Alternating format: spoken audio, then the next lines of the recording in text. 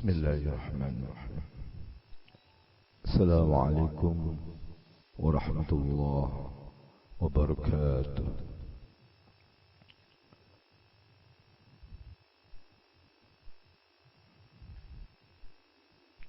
Al-Fatihah.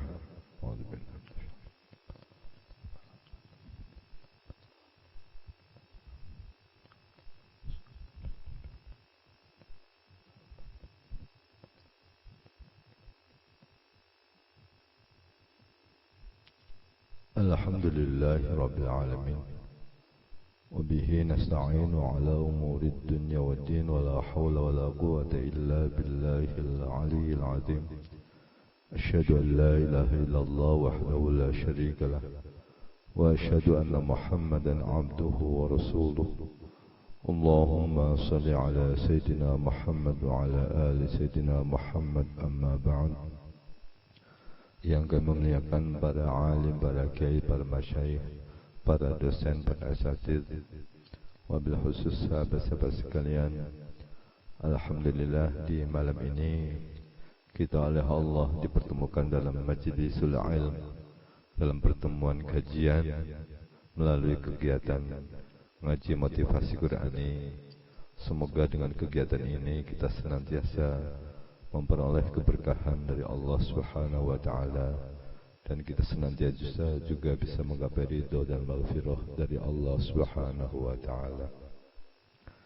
Malam ini temanya tentang motivasi belajar atau semangat belajar. Semangat belajar ini menjadi sangat penting dalam tatanan kehidupan kita, karena salah satu yang menghantarkan seseorang menjadi manusia mulia, itu salah satu instrumennya adalah dengan semangat belajar. Saya akan memulainya dari beberapa contoh-contoh yang saya pikir barangkali bisa menjadi inspirasi. Waktu saya kuliah di Pascasarjana UIN Jakarta, ada satu teman sekelas saya namanya Ibu Magdalena. Usianya paling sepuh di antara teman-teman yang lain. Usia ketika itu usianya sudah 65 tahun. Beliau adalah pensiun dari PNS guru bahasa Inggris. Yang menarik justru teman-teman sesama Pasca sekalipun muda, sekalipun masih energik, tetapi semangatnya, dedikasinya hampir kalah semua oleh Ibu Magdalena yang usianya sudah 65 tahun. Ada hal yang saya pikir layak menjadi inspirasi tentang motivasi Ibu Magdalena untuk senantiasa dia mau belajar. Ketika ditanya, "Bu, ngapain sih usia yang sepuh begini kok masih mau kuliah?" Ibu Magdalena ternyata jawabannya sangat simpel, bahwa dirinya ingin menjadi teladan bagi anak dan cucunya. Dan yang menjadi hebat, beliau nyaris tidak pernah absen selama kuliah. Dan yang lebih hebat lagi, ketika azan, itu kondisi perkuliahan apapun, beliau langsung pamitan bergegas menuju sholat. Usia bagi Ibu Magdalena bukanlah penghalang untuk senantiasa belajar. Beliau hanya ingin belajarnya itu layak menjadi inspirasi, layak menjadi motivasi bagi anak dan cucunya. Ada lagi saya pikir yang sekarang juga sedang proses menghafal. Beliau adalah Pak Haji Manji. Pak Haji Manji ini sehari-harinya menjadi pengacara, usianya 70 tahun. Di usia 70 tahun ini, Pak Haji Manji hari ini sedang giat menghafalkan Al-Quran. Justru cita-cita terakhir dalam hidupnya ingin sekali bisa menghafalkan Al-Quran 30 juz. Dan Alhamdulillah sekarang sudah beberapa juz bisa dihafal oleh Pak Haji Manji.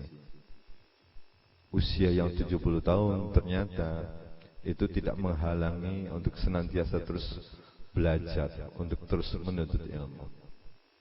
Apa yang telah dilakukan oleh Pak Haji Manji, saya pikir juga layak menjadi inspirasi bagi kita, dan salah satu motivasi yang dilakukan oleh Pak Haji Manji itu ingin di hari-hari akhir menjelang akhir hayatnya itu senantiasa dekat dengan Al-Quran. Motivasi Pak Haji Manji inilah yang saya pikir layak menjadi inspirasi, menjadi spirit bahwa usia, status sosial, kesibukan tidak lagi menjadi halangan. Saya akan contohkan lagi seorang tokoh, seorang kiai dari pesantren Babakan, yang di Ramadan ini beliau justru tidak berada di pesantren Babakan, tetapi justru beliau sekarang ini pesantren, sedang mengikuti kegiatan pesantren Ramadan di pesantren Lirboyo. Beliau adalah pendiri Sekolah Tinggi Ilmu Dakwah Al-Biruni, namanya Dr. Kiai Haji Afandi Mukhtar. Beliau hari ini justru sedang pesantren di pesantren Lirboyo sama santri sama lain yang mengikuti kegiatan. Tempat tinggalnya sama dengan santri, makanannya juga sama dengan santri. Sekalipun status sosial yang lekat, termasuk gelar akademik yang lekat, ternyata juga tidak menghalangi beliau untuk senantiasa belajar. Kenapa sih beliau-beliau ini memiliki semangat belajar yang luar biasa?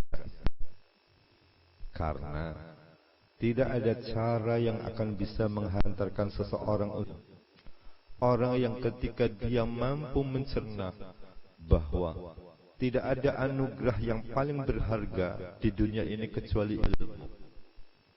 Makanya orang yang ketika mindset berpikirnya mampu menilai bahwa anugerah terbesar yang Allah berikan ke muka bumi ini, yang mengalahkan harta, yang mengalahkan kedudukan, yang mengalahkan popularitas, justru anugerah itu adalah ilmu. Maka selagi urusannya dengan ilmu, beliau akan senantiasa menyisihkan waktunya, tenaganya, pikirannya untuk terus senantiasa belajar, untuk senantiasa menuntut ilmu. Jadi siapakah orang yang senantiasa akan termotivasi untuk terus belajar? Orang yang ketika cara pandangnya menganggap bahwa anugerah yang paling berharga di semesta ini, di muka bumi ini, yaitu anugerah ilmu. Dan pada level inilah sering sekali di beberapa hadis dikomparasi antara orang yang ahli ibadah dengan orang yang berilmu. Lagi-lagi proporsi status sosialnya dalam pandangan agama justru jauh lebih terhormat orang yang berilmu. Karena ternyata hanyalah dengan ilmu yang bisa menghantarkan seseorang bisa menguasai banyak hal. Apa yang pernah disampaikan oleh Rasulullah, bahwa siapapun ketika menghendaki ingin bisa menguasai baik yang ada di semesta ini, baik yang ada di dunia ini, maka mutlak instrumen yang harus dibutuhkan itu ilmu.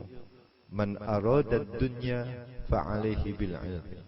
Ilmu menjadi instrumen penting yang tak terpisahkan, yang tak terelakkan kalau seseorang ingin ketika di dunianya dia bisa menguasai banyak hal. Maka orang yang senantiasa bahwa ingin apa yang ada di semesta ini bisa dikuasainya, apa yang ada di semesta ini bisa dikelolanya, apa yang ada di semesta ini bisa dieksplorasinya, maka mutlak ilmu menjadi salah satu instrumen yang paling fundamental untuk bisa mengelola itu semua. Kita bisa lihat berbagai anugerah yang ada itu hanya akan bisa dimanfaatkan secara optimal justru hanya oleh orang yang berilmu. Bahwa hari ini teknologi luar biasa, itu salah satunya adalah partisipasi dari orang-orang yang berilmu. Bahwa hari ini transportasi menjadi luar biasa, lagi-lagi itu adalah kontribusi para ilmuwan. Kalau hari ini dokumentasi menjadi luar biasa, lagi-lagi itu jasa dan kontribusinya para ilmuwan.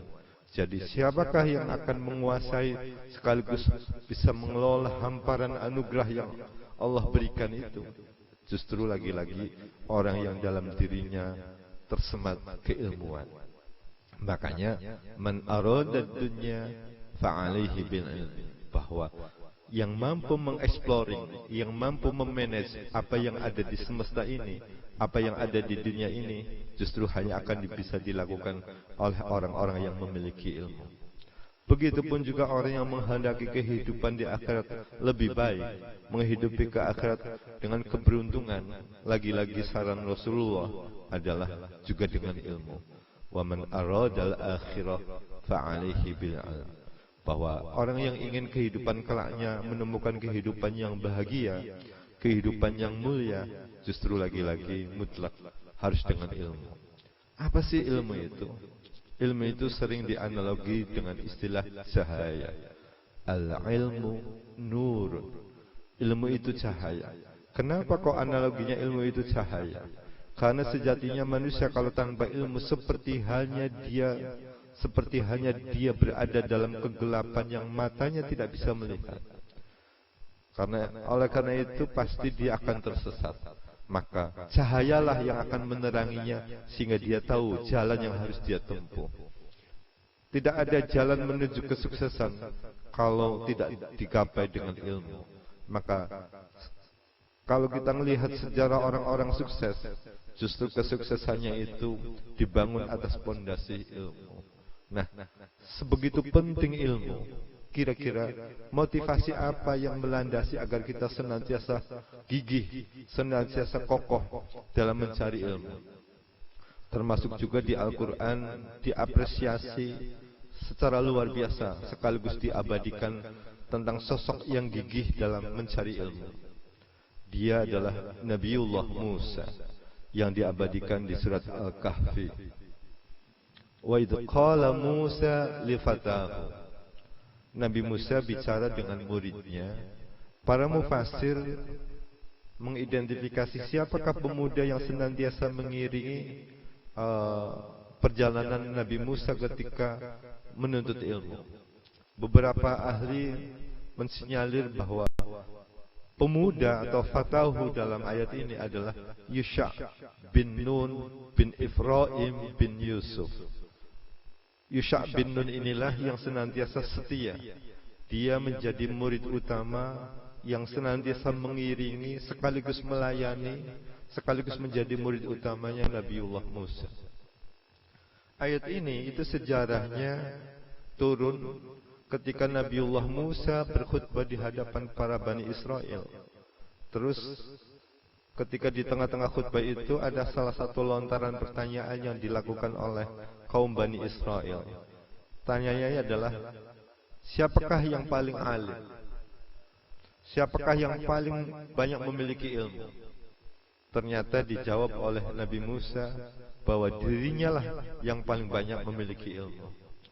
Nah, Nabi Musa sudah posisinya status sosial yang lekatnya jadi nabi, sudah memiliki pengikut. Tetapi oleh Allah terus didorong, dituntun agar senantiasa dia belajar, dia menuntut ilmu. Yang justru menjadi lebih menarik adalah proses pencarian sang guru yang dilakukan oleh Nabi Musa ini yang belum tentu semua orang siap, yang belum tentu semua orang bisa. Di lanjutan ayatan itu adalah wa idh qala Musa li fatahu la abrahu, saya tidak akan berhenti. Nah, kalimat inilah yang juga menjadi spirit bahwa seseorang yang punya motivasi belajar itu hendaknya sejak awal sudah tidak lagi dibangun cara pandang bahwa nanti sekian tahun akan berhenti. Tetapi justru motivasinya harus unlimited, harus terus mengalir. Tidak boleh dihentikan hanya karena jenjang pendidikannya selesai. Tidak boleh dihentikan hanya pernikahan. Tidak boleh dihentikan karena pekerjaan. Lah, termasuk juga Nabiullah Musa. La abrahu, bahwa proses menuntut ilmunya tidak akan pernah berhenti. Sampai kapan? Hatta ablugha majma'al bahraini, sehingga sampai menemukan pertemuan dua lautan. Di manakah majma'al bahraini ini? Para mufassir memang berbeda pendapat. Ada yang mengatakan bahwa pertemuan dua lautan itu berada di daerah Afrika. Ada juga yang mengatakan bahwa pertemuan dua lautan itu di daerah Armenia. Ada juga yang mengatakan pertemuan dua lautan itu antara Laut Asin dengan Laut Tawar. Ada juga yang mengatakan pertemuan dua lautan itu adalah Laut Merah dengan Laut Mati. Nah, berbagai pandangan ini bahwa pertemuan dua lautan itu adalah rasio jarak, di mana tempat tinggalnya Nabi Musa dengan tempat adanya dua lautan itu jarak yang ribuan kilometer. Siapa sekarang orang yang sanggup ingin mencari ilmu itu, jarak yang harus ditempuh ribuan kilometer. Itu belum tentu orang semuanya siap. Makanya kalau hari ini kita gampang, di manakah dua lautan? Kita bisa menggunakan alat bantu, bisa pakai GPS, bisa pakai Google. Kita tahu titik di mana dua lautan sehingga arah perjalanan yang harus kita tempuh tidak akan terlalu tersesat. Nah, di zamannya Nabi Musa untuk mencari di manakah titik koordinat dua lautan, itu ternyata juga harus mengeksplorasi berbagai informasi. Yang cara mendapatkan informasinya juga tidak semudah seperti halnya sekarang. Jadi bisa dibayangkan, Nabi Musa berjalan kaki untuk mencari seorang guru. Itu harus menempuh perjalanan berjalan kaki ribuan kilometer. Yang kalau ditarik hari ini belum tentu ada orang yang siap sigap untuk bisa melakukan itu. Kadang kita ngaji yang jaraknya tidak lebih dari 1 kilometer saja, hawanya sudah males, sudah enggan, sudah ngerasa jauh, sudah ngerasa berat. Nah, justru di Al-Quran pernah diabadikan sosok yang senantiasa dia motivasi belajarnya kuat, yang sampai-sampai untuk mencari seorang gurunya saja harus berjalan ribuan kilometer. La abrahu hatta ablugha majma'al bahraini au amdiya huquba, atau melewati huquba. Para mufassir juga berbeda pandangan tentang kriteria huquba. Apa sih huquba? Huquba kalau beberapa tafsiran itu zamanun tawilun, sebuah periodik yang panjang, masa yang panjang. Artinya bahwa proses yang ditempuh oleh Nabi Musa untuk mencari seorang guru, sosok seorang guru, berjalannya ribuan kilometer, waktu tempuhnya juga waktu tempuh yang sangat panjang. Ada juga yang menafsiri hukuba seperti halnya tafsirannya Abdullah bin Umar, itu justru hukuba itu adalah samanuna sanatan, 80 tahun. Coba bayangkan, kita nyari guru, proses pencariannya saja menunjukkan satu periodik hukuba yang oleh Abdullah bin Amir itu diperkirakan hukuba itu masa 80 tahun. Jadi kalau satu abad 100 tahun, kalau satu windu 8 tahun, kalau satu hukuba itu kurang lebih sekitar 80 tahun. Kalau Imam Mujahid justru menafsirinya adalah sab'una sanatan, 70 tahun. Jadi Nabiullah Musa kegigihannya untuk mencari seorang guru yang nanti kelak akan mengajari, itu ternyata mencerminkan satu totality, satu kegigihan yang tak terbendung, bahwa berapapun jaraknya, berapapun waktunya, terus akan ditempuhnya. Makanya ada pepatah, laut akan kuseberangi, terus gunung akan kudaki. Kira-kira itu satu ilustrasi bahwa apapun rintangannya, apapun jalannya, akan ditempuhnya. Itu mencerminkan satu kegigihan yang luar biasa dalam spirit motivasi menuntut ilmu. Masa tempuhnya, kalau kita menganalogi dari pendekatan tafsirannya Imam Mujahid, hukuba itu 70 tahun. Jadi kira-kira kalau usia rata-rata masyarakat Indonesia, berarti waktu untuk hidupnya itu hanya habis untuk mencari seorang guru. Siapakah guru yang dicari oleh Nabiullah Musa? Sehingga begitu gigihnya Nabi Musa ingin terus senantiasa bisa belajar. Padahal status sosial yang lekat dalam diri Nabi Musa, dia sudah menjadi nabi. Dia adalah Balia bin Malkan atau yang masyhur disebut dengan Nabiullah Khidir.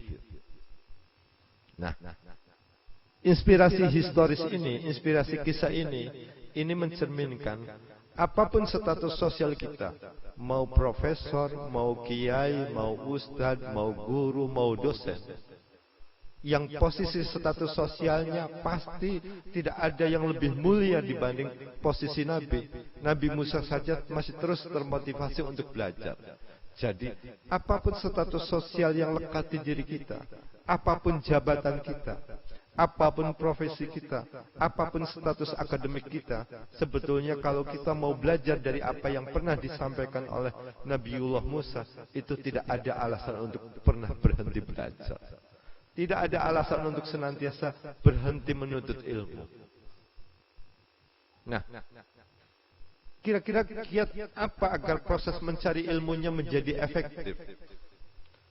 Saran apakah agar ilmu yang dicerna, ilmu yang dicari itu menjadi efektif? Pertama, kalau menurut pendekatan makolahnya Imam Asy-Syafi'i, la yatlubu hadzal ilma man yatlubu bitamallul. Tidak akan pernah bisa digapai ilmu itu oleh orang yang mencarinya dengan bosan. Jadi, orang yang senantiasa memiliki sifat bosan, itu dia tidak akan pernah bisa merengkuh ilmu. Justru orang yang mampu menyisihkan rasa bosannya, dialah yang kelak akan bisa menggapai ilmu. Jadi, upayakan ketika dalam proses menuntut ilmu, dimensi kebosanan itu harus disisihkan jauh-jauh. Karena kata Imam Asy-Syafi'i, la yatlubu hadzal ilma man yatlubu bitamallul. Bahwa ilmu itu tidak akan bisa digapai, tidak akan bisa diperoleh oleh orang yang mencarinya dengan rasa bosan. Wa ghinan nafsi, dan orang yang merasa puas. Ada kalanya orang sering merasa puas. Oh, saya sudah diwisuda puas. Oh, saya sudah lulus terus puas. Nah, biasanya kalau menurut Imam Asy-Syafi'i, orang-orang seperti ini justru ilmunya tidak akan pernah bisa digapai secara. Justru harus tumbuh penasaran. Justru bukan ghinan nafsi, bukan jiwanya merasa puas, tetapi dia terus merasa kurang, merasa butuh, merasa bodoh, merasa butuh, merasa kurang terus. Nah, siapa lagi yang tidak akan pernah bisa memperoleh ilmu? Terus ghinan nafsi yafluhu, orang yang merasa beruntung. Sudah punya jabatan, ya sudahlah, saya hidupnya sudah sukses, sudah beruntung. Nah, Imam Asy-Syafi'i sudah mewanti-wanti bahwa ilmu tidak akan bisa digapai, tidak akan bisa dicerna oleh orang-orang yang dirinya pembosan, orang-orang yang dirinya cepat merasa puas, dan orang-orang yang dirinya merasa menjadi orang yang beruntung. Nah, kiat bagaimanakah agar ilmu senantiasa lekat? Ini juga bisa dilakukan caranya ketika dialog yang dilakukan oleh Nabi Musa kepada Nabi Khidir. Ini yang menjadi penting, bahwa menyampaikan secara verbal itu ternyata membuka blocking yang ada dalam mindset berpikir kita. Kata Nabi Musa kepada Nabi Khidir, qala lahu Musa, hal attabi'uka ala an tu'allimani mimma 'ullimta rusyda. Apakah saya boleh mengikutimu, kata Nabi Musa. Ini menjadi penting. Artinya, kalau kita hari ini sedang belajar, maka sampaikan secara verbal kepada guru, kepada kiai, kepada ustadz, kepada dosen yang mengajari kita. Tujuannya apa? Itu membuka mindset berpikir kita supaya tidak terblokir. Karena ketika secara verbal kita meminta agar senantiasa bisa mengikuti, itu artinya mindset berpikir kita mulai terbuka, blocking memori kita juga mulai terbuka. Tujuannya apa? Biar transfer keilmuan itu masuk ke dalam memori otak kita. Makanya Nabi Musa luar biasa, supaya apa yang disampaikan oleh Nabi Khidir bisa dicerna secara maksimal. Itu Nabi Musa membukanya dengan password hal attabi'uka ala an tu'allimani mimma 'allimta rusyda. Apakah saya boleh mengikutimu agar engkau berkenan mengajariku? Nah, kalau melihat cara belajarnya Nabi Musa, justru cara belajar yang paling efektif itu adalah cara belajar yang mengikuti apa yang pernah diteladankan oleh para guru. Makanya dalam tradisi pesantren, biasanya santri yang senantiasa dia terus berada ngikutin sang kiai, itu justru akan jauh lebih cepat terupgrade dibanding santri yang hanya tinggal di dalam pondok. Yang sering ngiringin kiai, yang sering bawain tasnya kiai, yang sering membawakan barang-barangnya kiai kemana saja kiai pergi, itu ternyata pendidikan yang paling efektif. Karena dia akan bisa mencerna berbagai hal, baik yang sifatnya ilmiah ataupun yang sifatnya syakhsiyah. Itu juga yang dilakukan oleh Nabi Musa. Justru Nabi Musa ingin cara belajarnya adalah mengikuti jejak apa yang pernah dilakukan oleh Nabiullah Khidir. Makanya hal attabi'uka ala an tu'allimani. Apakah saya boleh mengikutimu agar engkau berkenan mengajariku? Jadi saran saya kalau kita ingin belajarnya efektif, maka sampaikan secara verbal kepada dosen kita, kepada kiai kita, kepada ustaz kita yang ngajarin, bahwa saya ingin belajar dari panjenengan. Saya ingin bisa menyerap ilmu dari panjenengan. Tujuannya apa? Verbal itu disampaikan. Tujuannya agar mental blocking yang ada di dalam diri kita menjadi kebuka. Jadi redaksi sederhana bahwa kita memantiknya dengan bahwa saya ingin belajar, saya ingin menyerap ilmu yang disampaikan, itu ternyata menjadi kunci terbukanya mental blocking yang ada di dalam diri kita. Jadi kiat yang pertama penting dilakukan secara verbal, bahwa kita meminta kepada yang ngajarin, kita meminta kepada yang mendidik kita agar beliau-beliau berkenan mengajari kita. Itu kiat itu ternyata juga dilakukan oleh Nabiullah Musa ketika beliau ingin sekali diajari oleh Nabi Khidir. Apakah cukup di situ? Tantangan berikutnya dalam prosesing belajarnya itu diwanti-wanti bahwa agar Nabi Musa bisa sabar. Makanya dalam ayatnya, qala innaka lan tastati'a ma'iya sabra. Bahwa kamu tidak akan mampu untuk berlaku sabar. Karena ternyata processing orang menuntut ilmu memang dibutuhkan sekali totalitas kesabaran, totalitas kegigihan. Makanya ilmu hanya akan bisa digapai oleh orang-orang yang dalam dirinya tertanam kesabaran. Termasuk juga bahwa keberhasilan processing belajarnya Nabi Musa terhadap Nabi Khidir, belajar kepada Nabi Khidir, itu yang diwanti-wanti pertama itu bahwa kamu tidak akan pernah bisa sabar. Ternyata Nabiullah Musa juga dia memiliki diplomasi yang luar biasa. Bagaimana saya tidak sabar? Toh saya juga tidak tahu pelajarannya apa, ujinya apa. Jadi coba dulu aja biar saya bisa terukur menjadi orang yang sabar. Ini menegasikan bahwa processing dalam menuntut ilmu mutlak dibutuhkannya adanya kesabaran. Dan tidak akan pernah seseorang bisa menggapai ilmu kalau dia belajarnya tidak dibarengi dengan spirit kesabaran. Bagaimana tidak, temannya mungkin nyaman jalan-jalan, kita sementara harus belajar. Temannya nyaman tidur, kita harus belajar.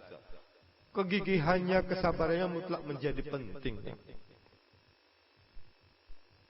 Jadi pertama agar transfer keilmuan yang dicerna, yang disampaikan oleh guru terhadap kita menjadi efektif, Di samping secara verbal kita meminta agar beliau berkenan mendidik, beliau berkenan mengajari. Yang kedua, mentaliti kita dipersiapkan dengan kesabaran. Tanpa dibarengi dengan kesabaran, nyaris mutlak seseorang akan sulit bisa menggapai ilmu. Belum pernah ada sejarahnya orang bisa menjadi orang hebat kalau tidak dilandasi dengan kesabaran. Saya akan contohkan ikhtiar yang dilakukan oleh Imam Bukhari untuk mengidentifikasi sekaligus memverifikasi apakah hadis yang diriwayatkannya itu nanti sahih atau tidak. Di samping diverifikasi secara ilmiah melalui kritik matan dan kritik sanad, tetapi juga diikhtiarinya dengan di salat istikharah. Jadi luar biasa kan. Hadis-hadis yang ada di Sahih Bukhari itu sejarahnya sudah pernah diistikharoin oleh Imam Bukhari.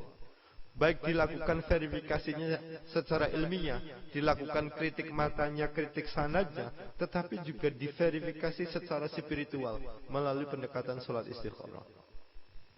Kalau kita mau belajar lagi dari seorang sahabat namanya sahabat Abi Darda, saya alhamdulillah pernah berkesempatan ziarah ke makam beliau yang posisinya dekat dengan Jami' Umawi di Damaskus.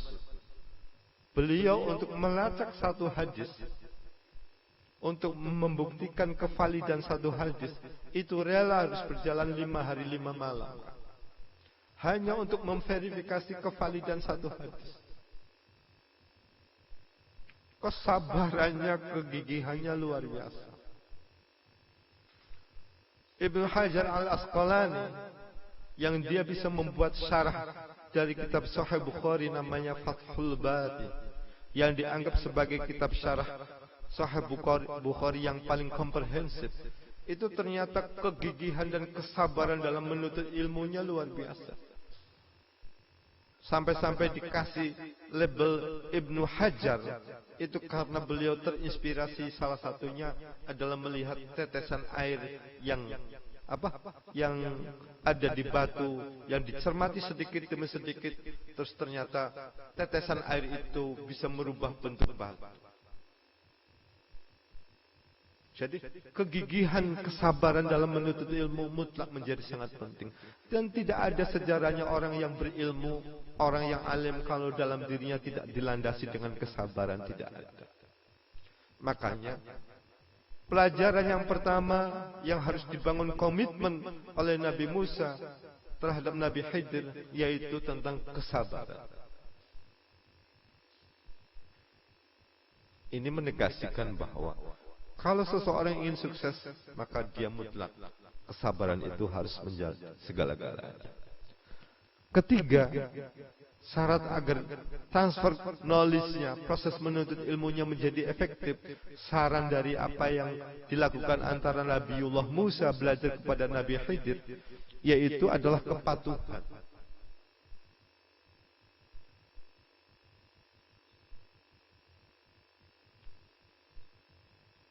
Kata Nabi Khidir, "Fala tas'alni 'an syai'in hatta uhditsa laka minhu dzikra." Kamu nanti jangan banyak cocotnya, jangan banyak bertanyanya. Kata Nabi Khidir, "Fala tas'alni hatta uhditsa."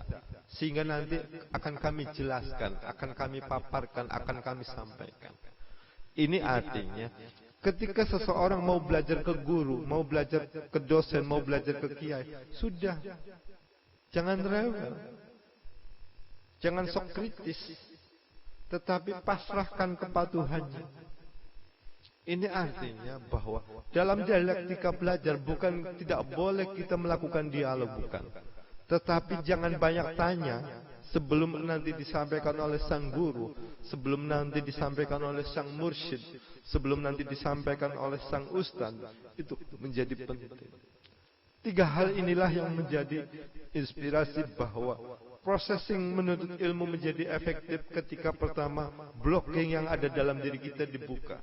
Caranya adalah secara verbal kita matur bahwa kita ingin belajar, kita ingin dibimbing, kita ingin dididik. Yang kedua, haruslah ditanam kesabaran.